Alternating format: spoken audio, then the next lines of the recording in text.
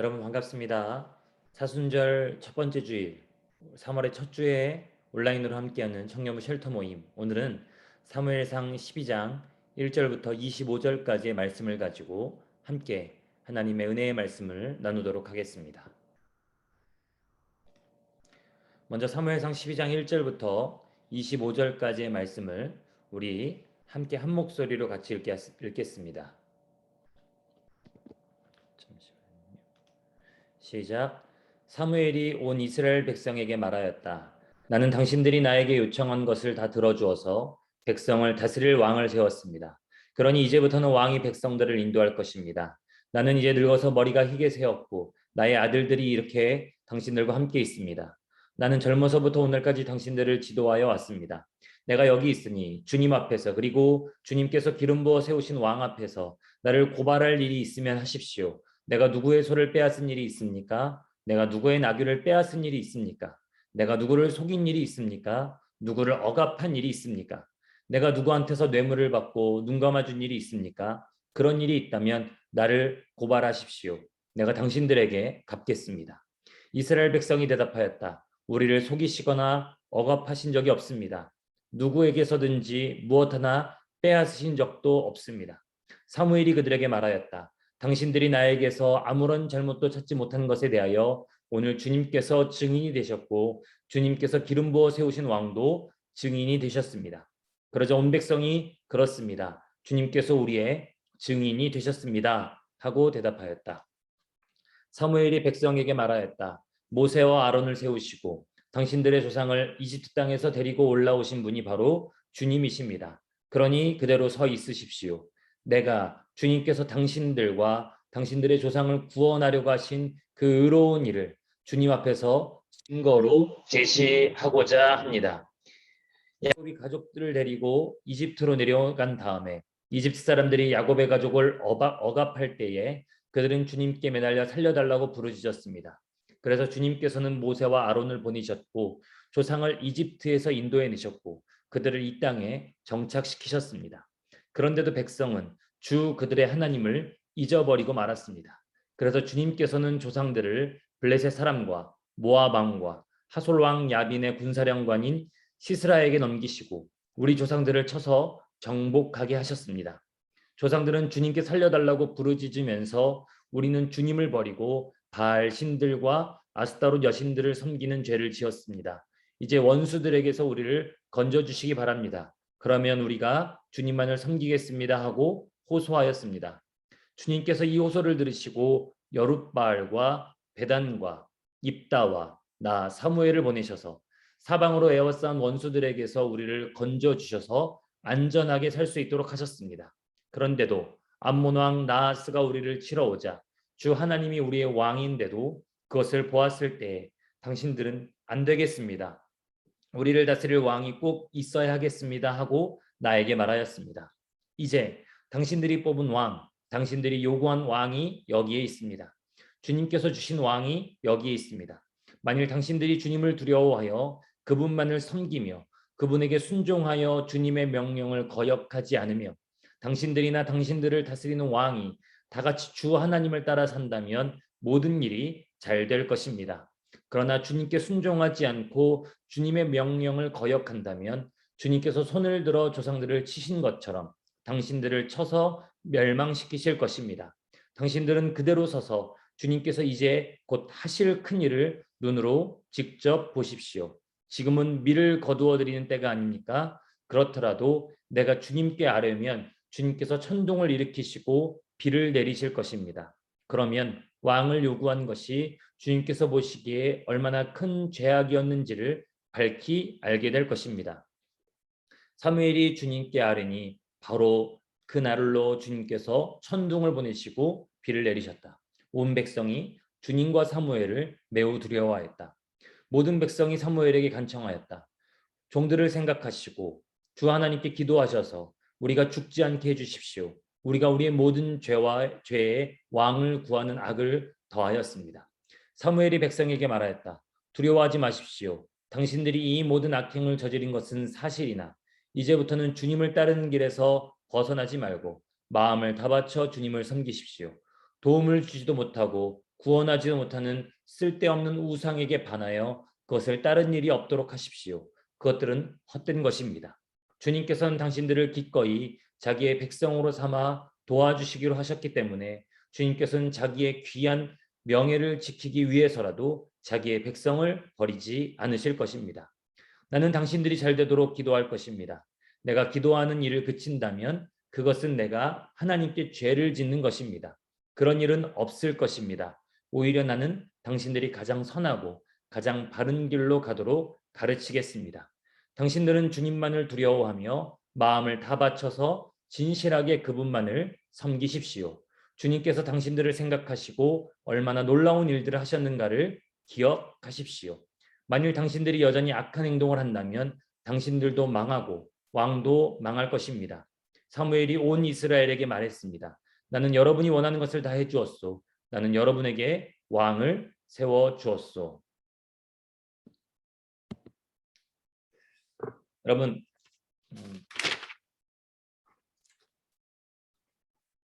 사무엘상 12장의 말씀을 우리가 이해하기 위해서는 그 전 부분에 전 단계에 있었던 내용들을 우리가 이해해야 됩니다.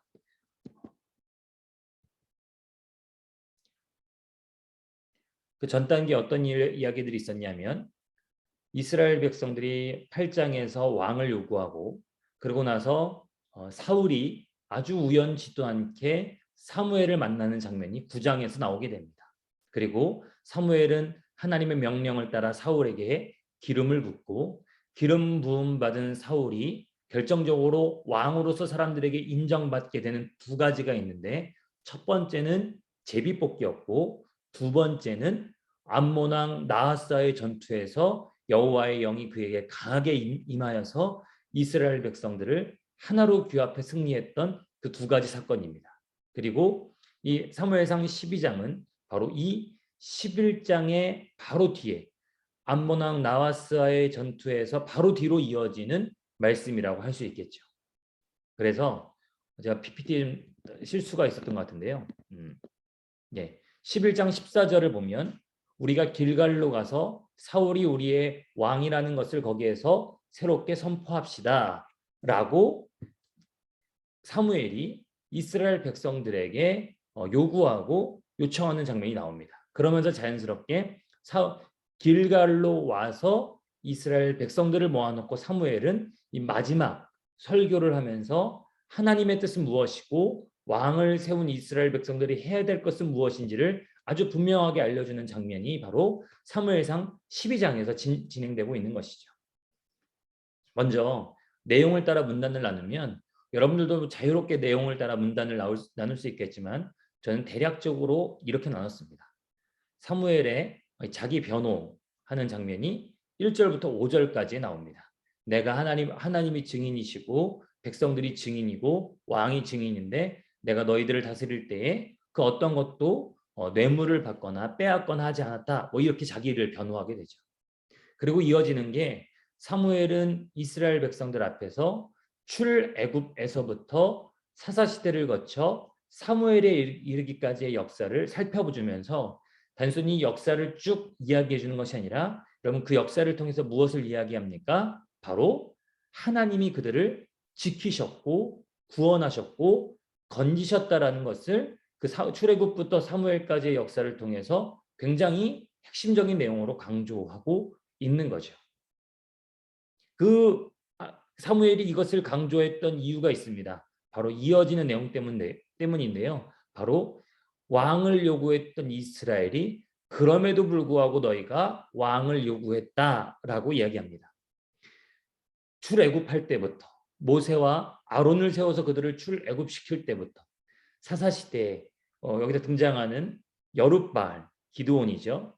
그리고 베단은 바락을 말합니다. 드보라와 바락에서 바락을 말합니다. 그리고 입다, 그리고 사무엘을 보내셔서 너희들을 구원하고 인도하고 너희들을 지키셨다라고 하나님이 말씀하시는데 그럼에도 불구하고 너희들은 왕을 지금 요구하고 있구나. 그런데 저는 밑줄 드시고 별표도 했는데요. 바로 이 12장 12절부터 19절까지의 내용이 12장 전체의 핵심이라고 할 수 있겠습니다. 왜냐하면 왕을 요구했던 이스라엘에 대한 하나님의 반응이 아주 분명하게 나오기 때문이죠. 여러분, 밀을 추수할 때에, 밀을 거둘 때에는 건기라서 비가 내리지 않는데, 그때 하나님께서 천둥과 우레와 비를 내리셔서 그들을 굉장하게 두렵게 만드심으로 이스라엘 백성들이 왕을 요구한 것이 얼마나 큰 죄악이었고 잘못된 것이었는지를 하나님께서 분명하게 짚고 넘어가시는 겁니다.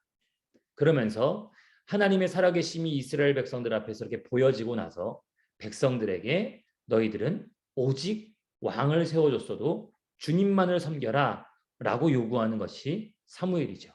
우리가 12장 1절부터 25절까지는 그리 길지 않기 때문에 우리가 이렇게 또 내용도 어렵지 않기 때문에 이렇게 충분하게 우리가 내용을 흐름에 따라서 구분할 수 있겠습니다.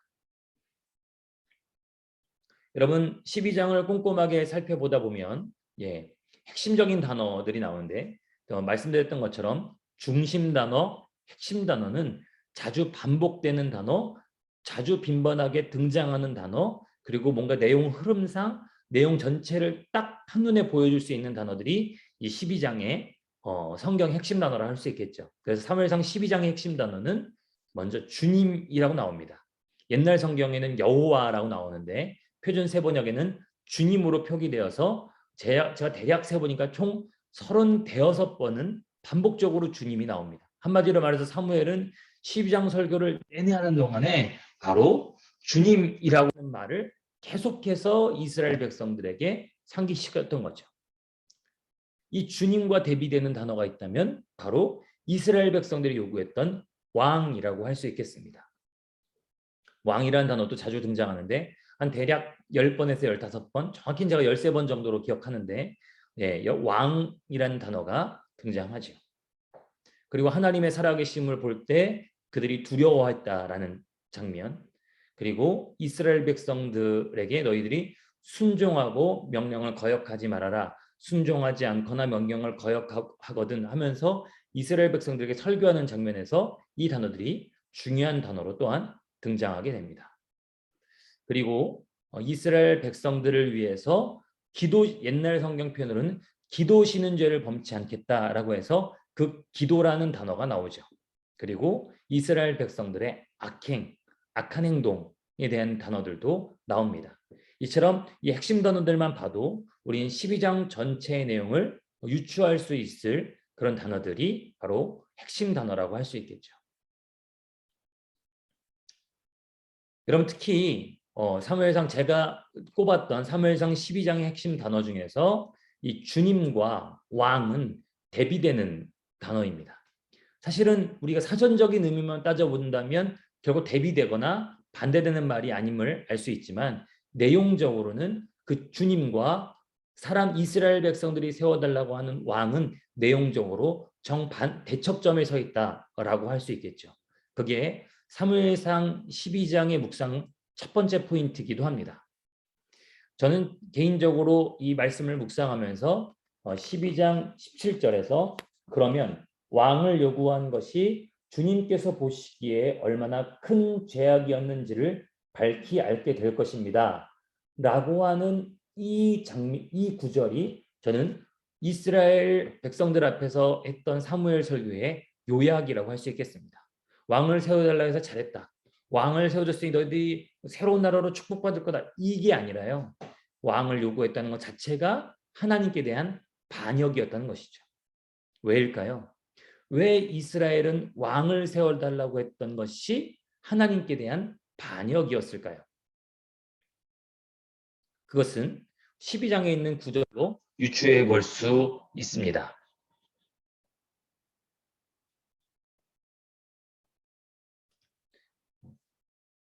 12장 12절을 보시면 주 하나님이 우리의 왕인데도 우리를 다스릴 왕이 꼭 있어야 된다고 너희들이 요구했다라는 거죠. 이스라엘 백성들에게 하나님은 늘 왕이길 원하셨고 주인 되셔서 그들을 다스리기를 원하셨지만 이스라엘 백성들은 지금 자신들에게 눈에 보이는 왕을 요구했던 거죠. 그렇다면 자연스럽게 우리가 지난 몇몇 장에서도 살펴본 적이 있지만 다시 한번 질문하자면 이스라엘 백성들은 왜 왕을 요구했을까요? 이스라엘 백성들은 여러분 이 왕을 세워달라고 했던 게 왜 그렇게 하나님의 심기를 불편하게 만들었던 것일까요? 우리 여러 가지 답이 나올 수 있을 겁니다. 그런 대표적으로 여러분 생각해 보십시오. 눈에 보이지 않는 하나님과 눈에 보이는 왕이 있다면 여러분 백성들은 누구를 따를까요? 누구를 더 두려워할까요? 하나님은 이스라엘 백성들이 살아계시지만 눈에 보이지 않는 하나님을 두려워하고 경외하며 하나님만을 따르기를 원했습니다. 하지만 이스라엘 백성들은 그 일은요, 여러분 어렵습니다. 우리의 신앙생활에도 마찬가지지 않습니까? 여러분 눈에 보이는 확실한 대상이 아니라 눈에 보이지 않으시는 하나님을 믿기도 어렵고 눈에 보이지 않는 하나님, 그 말씀이 귀에 직접적으로 들리지도 않는 하나님의 그 뜻을 따라 살아간다는 것은 여러분 여간 어려운 일이 아님을 우리는 몸소 체험하고 있지 않습니까? 근데 그들은 손쉬운 방법을 택한 거죠. 그들은 아주 편한 방법을 택한 겁니다. 눈에 보이지 않는 하나님의 뜻을 따르고 귀에 들리지 않는 하나님의 말씀을 귀 기울여 듣기 위해서는 그들에게 보다 더 깊이 있는 주님과의 동행, 주님과의 신앙 훈련이 필요했던 것은 당연했겠죠. 그들은 신앙과 삶이 떨어질래야 떨어질 수 없는 존재였던 것입니다. 하나님은 바로 그걸 원하셨던 거죠. 이스라엘 백성들에게요. 근데 그들은 아주 편한 방법을 선택했습니다. 우리를 대신해서 왕이 하나님께 묻고 우리를 대신해서 왕이 하나님의 뜻을 따르면 우리는 그야말로 하나님이 우리를 지키시고 보호하시는 것이 아니라 왕이 우리를 지켜주고 보호해준다라는 아주 수준 낮은 차원의 신앙과 삶을 유지하겠다라고 지금 백성들은 요구했던 겁니다. 여러분 이것이 왕정을 요구했던 이스라엘 백성들 안에 담긴 아주 편안한 신앙생활의 모습이죠. 여러분 어떻습니까?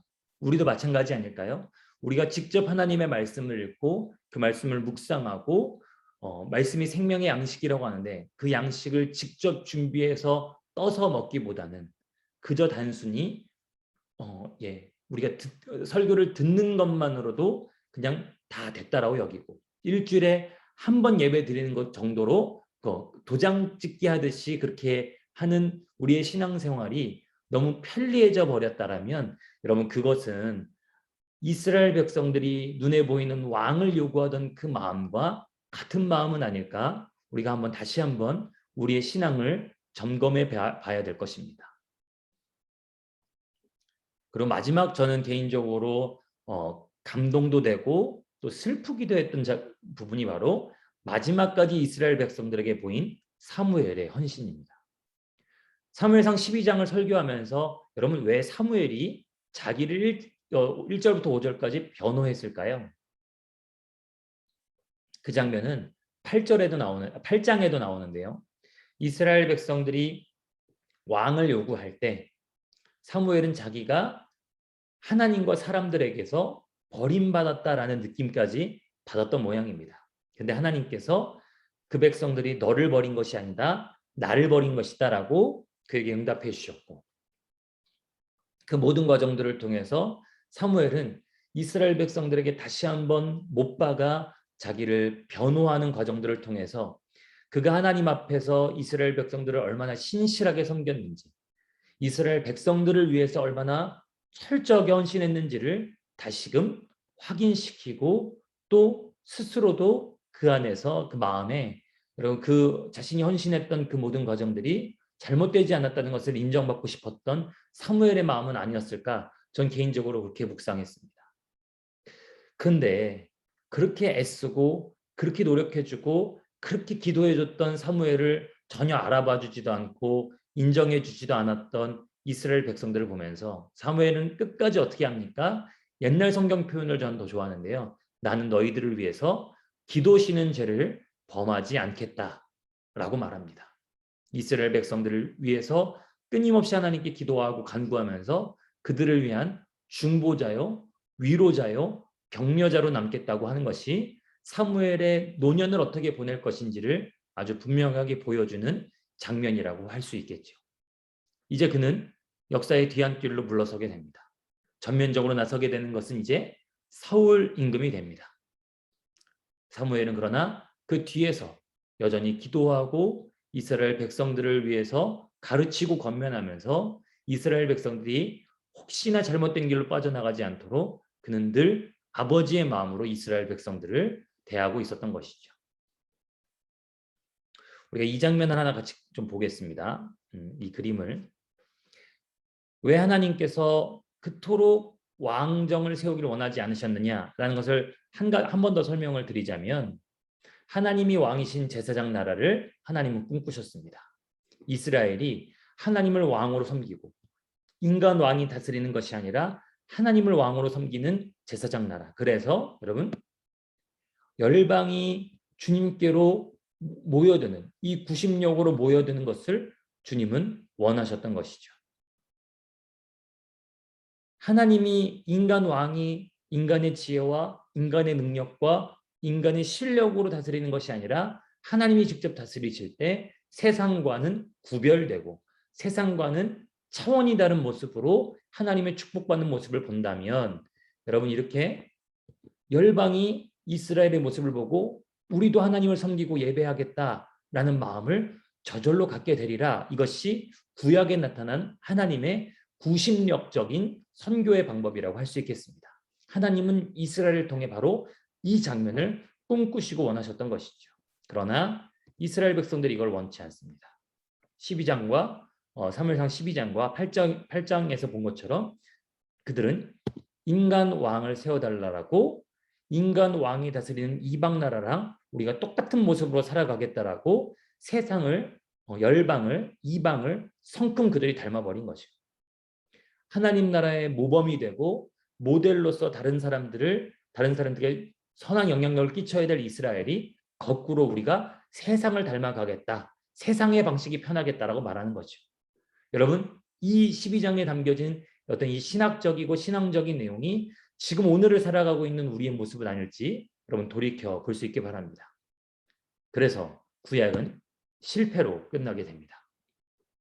하지만 신약에서는 하나님 나라 교회가 이제는, 나중에 신약 성경을 보게 되면은 이 부분을 함께 다루게 될 텐데, 이제는 교회에서 밖으로 파송되어서 흩어져 나아가는 원심력적인 선교의 방식으로 신약 성경이 전개가 되죠.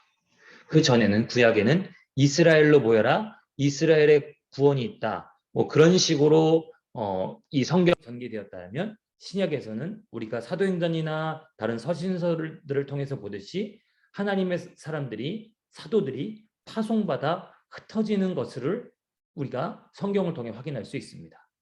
이것이 구약과 신약의 하나님께서 다른 방법으로 역사하시고 하셨던, 다른 방법으로 이렇게 사역의 방향과 선교의 방향을 펼치셨던 그 과정이라고 보시면 되겠습니다. 여러분, 다시 한번 이 12장의 말씀을 깊이 묵상하면서, 과연 우리는 하나님을 주인으로 모시고 살아가고 있는 깊이 있는 신앙생활인지, 그렇지 않으면 내가 편한 대로, 내가 내 방식대로, 내가 원하는 대로 행동하고 신앙하는 나 중심의, 내가 주인이 되는 신앙생활은 아닌지, 여러분, 우리가 이 말씀을 통해서 깊이 돌이켜볼 수 있기를 바랍니다. 함께 하나님의 말씀을 묵상하겠습니다.